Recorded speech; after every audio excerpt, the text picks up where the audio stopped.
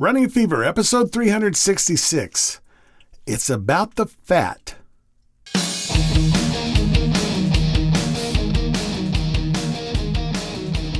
Wow. So it was about a 3 month. Yeah, that's a lot to lose in a short period of time. It is. It's more than I think is healthy. I was definitely somewhat dehydrated for that weigh-in. And I knew that it was going to be, I knew, that as soon as I'd start eating again regularly, I'd probably, gain some weight back. And I did. Or when I first heard of it, I was under the impression, it's just a high protein diet. But it's actually not about the protein, it's about the fat. It's not really based so much on BMI or on weight, to be honest with you. It's really on how I feel in my clothes and how I feel when I look at myself. That sounds really healthy to me.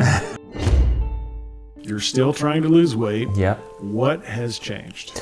The keto thing has kind of made me not be so carb heavy. I don't have as much meat as I used to have.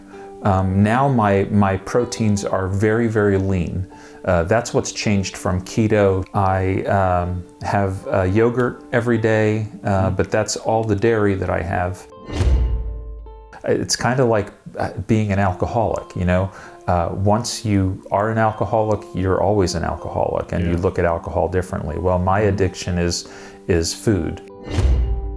But it got to a point where cardio only took me so far, and as you get older, you lose more muscle mass, and you've got to find a way to maintain it. Right. So I've found a method of weightlifting that is very effective, but also that's enjoyable and not so stressful either.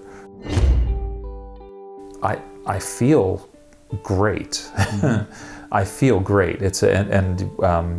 I feel better when I eat healthy. I know that. Yeah.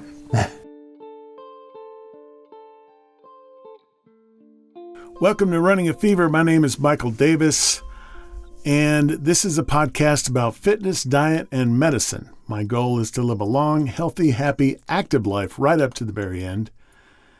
And I want to do it by loving my life enough to make it last as long as possible. If that's where you're going, then come on along and we'll get there together.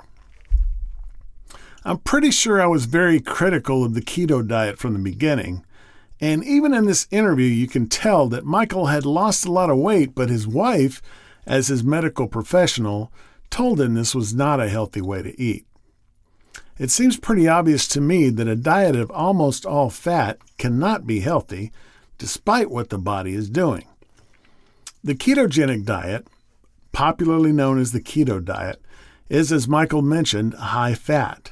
It reduces protein intake to the minimum necessary, and the same goes for carbohydrates.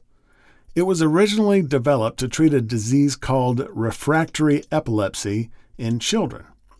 Used as such, it can reduce seizures by as much as 50%. The name comes from ketone bodies, which are used to replace glucose in providing energy to the brain when the body is in ketosis. Ketosis is caused when carbohydrates, which normally provide glucose fuel to the brain, are not available. In this case, the liver converts fat into fatty acids and ketone bodies.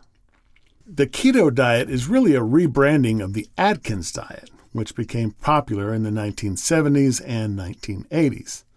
Long-term effects are not known because people rarely stick to the diet for very long.